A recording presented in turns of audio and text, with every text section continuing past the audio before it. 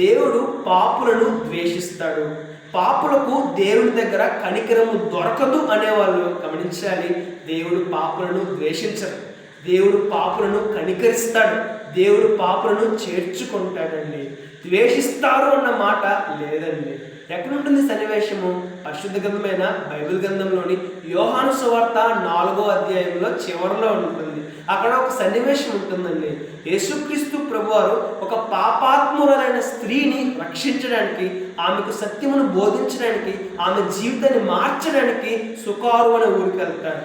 ఒక్క స్త్రీని, పాపాత్మురాలైన ఒక్క స్త్రీని కాపాడడానికి 32 కిలోమీటర్లు నడుచుకుంటూ వెళ్తాడండి. చూసారా, ఒక పాపి కొరకు దేవుడు పడే ప్రయాస, ఒక పాపిని రక్షించడానికి దేవుడు చేసే పని, ఒక పాపిని కనికరించడానికి దేవుడు పడే ప్రయాస అంత గొప్పదండి.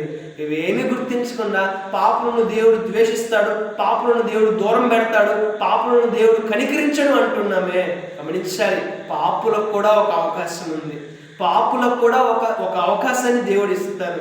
మార్పు చెందమని, జీవితాన్ని మార్చుకోమని, జీవితాన్ని సరి చేసుకోమని, మరలా పాపము చేయకుండా మరొక అవకాశాన్ని దేవుడు ఇస్తున్నారండి. ఒకసారి ఆలోచన చేద్దాం. యేసుక్రీస్తు ప్రభువారు 32 కిలోమీటర్లు నడుచుకుంటూ వెళ్ళారు. ఎందుకు? ఒక పాపిని రక్షించడానికి. ఒక పాపును రక్షించడానికి పరలోక రాజ్యాన్ని విడిచి వచ్చిన దేవుడు పాపులను ఎలా దూరం చేసుకుంటాడు? ఒకసారి ఆలోచన చేద్దాం. ఇప్పటి వరకు పాపంతో ఉన్నామేమో, ఇప్పటి నుంచి మన జీవితాన్ని మార్చుకుందాం. దేవుడు ఇచ్చిన అవకాశాన్ని ఉపయోగించుకుందాం, మన జీవితాన్ని బాగు చేసుకుందాం, పరిశుద్ధంగా జీవిద్దాం. రేపటి శ్రేష్టమైన ఆశీర్వాదం పొందుకుందాం.